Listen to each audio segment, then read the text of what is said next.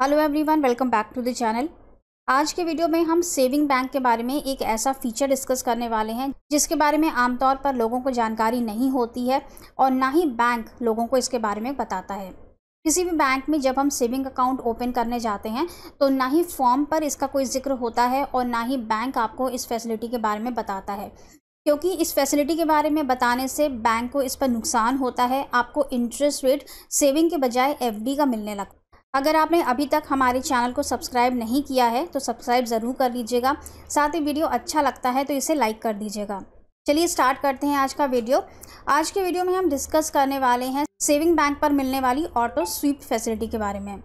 सबसे पहले जानते हैं कि ये ऑटो स्वीप फैसिलिटी होती क्या है और इसका नुकसान क्या हो सकता है, ये भी देख लेंगे। तो ऑटो स्वीप फैसिलिटी में हर बैंक आपको ये फैसिलिटी देता है कि आप एक थ्रेशहोल्ड लिमिट के बाद अगर कुछ भी पैसा अपने सेविंग अकाउंट में जमा करते हैं तो वो पैसा ऑटोमेटिकली एफडी में ट्रांसफ़र हो जाता है और उस पर आपको एफडी का इंटरेस्ट रेट ही मिलने लगता है।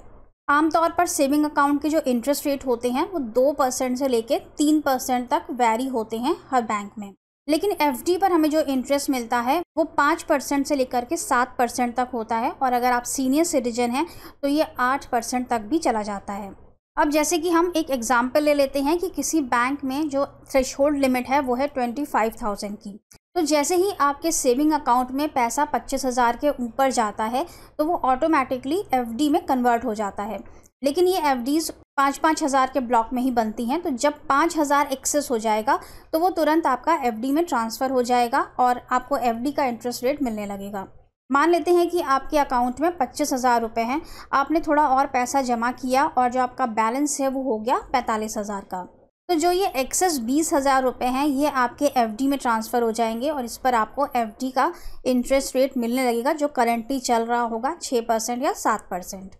इसमें फ्लेक्सिबिलिटी भी होती है, आप जब चाहें तब इन एफडीज़ को तुड़वा सकते हैं और आपको ज़रूरत हो तो आप इनका पैसा यूज़ कर सकते हैं।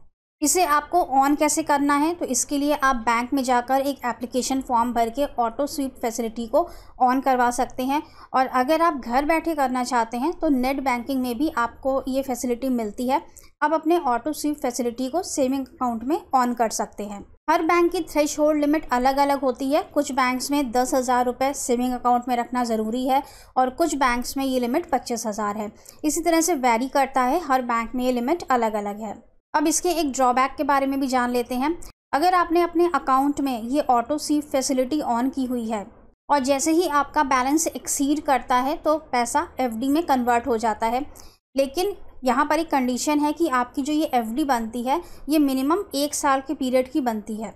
अगर आपने 1 साल से पहले वो पैसा विड्रॉ किया या एफडी को तुड़वाया तो इंटरेस्ट रेट भी आपका कम हो जाता है। साथ ही समय से पहले एफडी तुड़वाने के लिए आपको 1% की पेनल्टी भी देनी पड़ती है।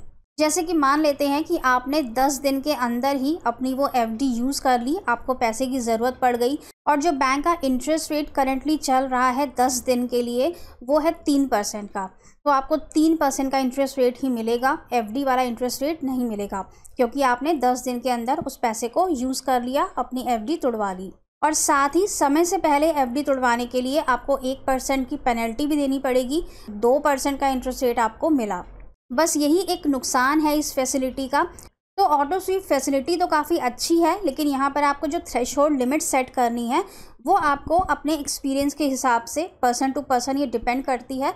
आपको अपने हिसाब से, अपने अकॉर्डिंग ये लिमिट सेट करनी होगी कि मुझे कितने पैसे की ज़रूरत पड़ सकती है कि मुझे एफडी को तुड़वाना ना पड़े। सारे बैंक्स आपको ये फैसिलिटी देते हैं। आप किसी भी बैंक में फॉर्म भर के इस फैसिलिटी को ऑन करवा सकते हैं या फिर आप घर बैठे ऑनलाइन भी ये फैसिलिटी ऑन कर सकते हैं।